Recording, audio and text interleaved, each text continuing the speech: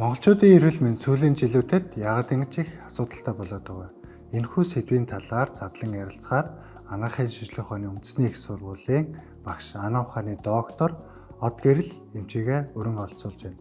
Сайн байна уу та? Танд энэ өдрийн мэндийг хүргэе. Сайн байна уу? Чамд болоод үзэгчтэй энэ өдрийн мэндийг хүргье. За монголчуудын төдийгүй дэлхийд дахны эрүүл мэндэд тулгарч байгаа асуудал бол өвчлөлийн байдал өөрчлөгдөж байгаа.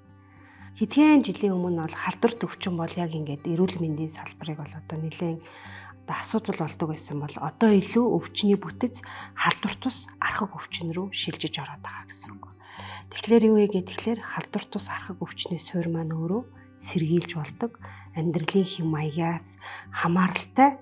За тэгээд яах нь өөрийнхөө зөв менежмент хийж чадах юм бол одоо харцангуй сайхан хянагдаад явах боломжтой юм хүүд гэж үзэж болно. Бид нэр яг энэ тал дээр болохоор эрүүл мэндийн хөгжлийн төвийн эмнэлгийн эрүүл мэндийн үзүүлэлтүүдийг жил болгон статистик тоо мэдээг хардаг. За Монгол улсад болохоор зүрх судасны өвчин, хорт хавдар, за амьсгалын замын өвчин гэх мэт бол ерөнхийдөө бол топ 3 өвчин байна. За нэгдүгээрт нь болохоор хүмүүсүүдийн амьдралын хэм маяг илүү хөдөлгөөнгүй одоо хэлбэрлүү шилжсэн гэсэн үг одоо машин тэрэг унаа механизм үйлдвэрлэгдсэнтэй холбоотойгоор. За хоёрдугаарт нь болохоор үйлдвэрлэл хөгжсөнтэй холбоотойгоор боловсруулсан цэвэршүүлсэн хоол хүнс бэлэн бүтээгдэхүүний хүнсэндээ хэрэглэх болсонтой холбоотой.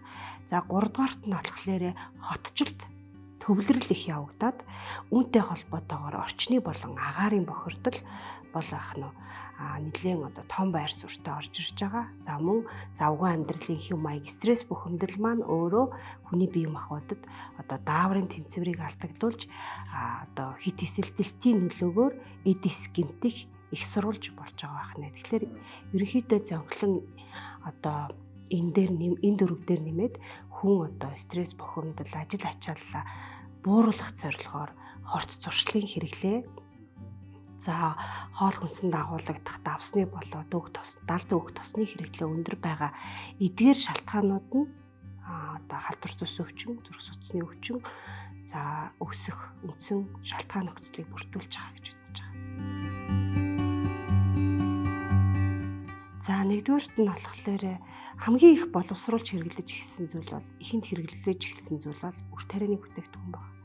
За үр тарианы бүтээгдэхүүн маань өөрөө хальсандаа одоо витамин, эрдэс бодис, эслэг гэд хүний биед нэг хэрэгцээтэй одоо зүйлүүд байдаг. Үүн дээр нэмээд за эдрийгээ бид нар ингээ үйлдвэрлэлийн явцад хальсаас нь цэвэршүүлээд нөгөө цагаан гурил, дээд гурилаа боловсруулж аваад түүгээрээ бид нар талах нарийн бовоо үйлдвэрлээд энийгээ бид нар хүнсэндээ түлхүү хэрэглээд байгаа байдал нь өөрөө одоо нэгдүгürt витамин, эрдэс бодисын дутагдал нөгөө талаасаа болохоор энгийн нүрс усны хэрэглээг өндөрсгөж байгаа шалтгаан болж байгаа. За хоёрдугаарт нь болохоор хүнсний ногоо жимсгний хэрэглээ бол бас тийм хангалттай биш болчихж байгаа. Хүн бол өдөрт 5 өөр төрлийн өнгийн хүнсний ногоог жимсгнийг одоо ингээд яг нэг хоол хүнснийхээ тал хувьд нь бол хэрэглэх ёстой гэж бол эрүүл хоолны зөвлөмжүүдэд байдаг. Гэтэл яг ингэж хэрэглэж байгаа байдал бол бага байдаг. За 3дугаарт нь болохоор ерөнхийдөө одоо нөгөө махан бүтээгдэхүүн далд тос өг тостой бүтээгдэхүүнүүдийн хэрэглээ нэмэгдэж байгаа гэж ойлгож байна. Одоо хям, одоо зайдас, за твшээ бие бэдийн одоо бэлэн бүтээгдэхүүнүүд, одоо бекерийн бүтээгдэхүүнүүд, бэлэн савлцсан ийм зүйлүүд хэрэглээд байгаа нь өөрөө биднэрт эрсдэл үүсгээд байх магадaltaй. Нэмээд дэлгүүр маркетуудын одоо лангуунуудаар ундаа чихэрлэг ундаа, хиж өссөн ундааны хэрэглээ бол их байгаа. Эдгээр маань нөгөө талаас эрсдэл болж байгаа гэж үзэж болно.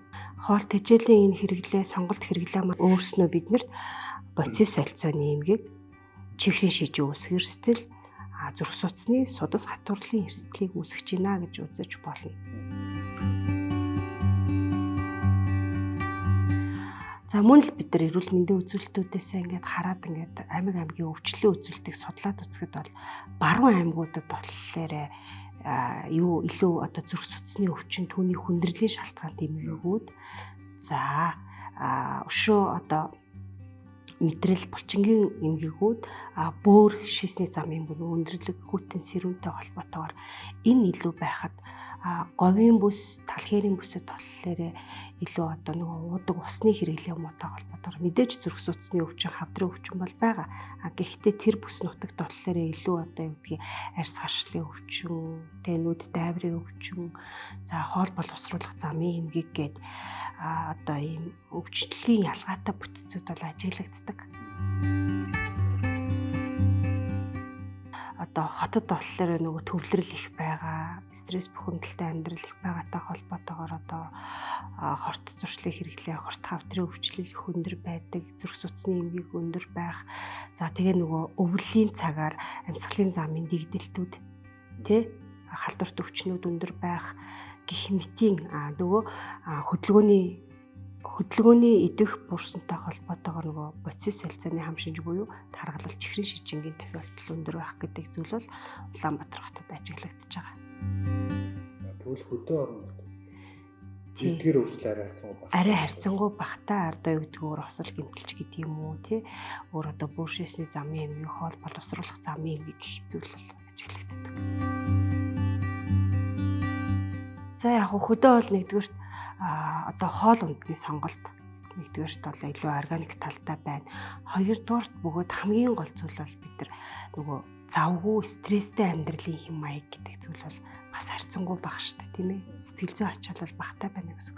Стресс бухимдал гэдэг зүйл чинь өөрөө хүний бие махбодод доторх одоо нөгөө кортизол дааврын ялгарлтыг нэмэгдүүлэхтэй холбоотойгоор эд эсийн одоо нөгөө эсэлтэлтийн урвалыг өргөнүүлэх замаар одоо халдварт ус өвчин, архаг одоо өрөвсөл үүсгэх үндэс суурь болоод байдаг байхгүй.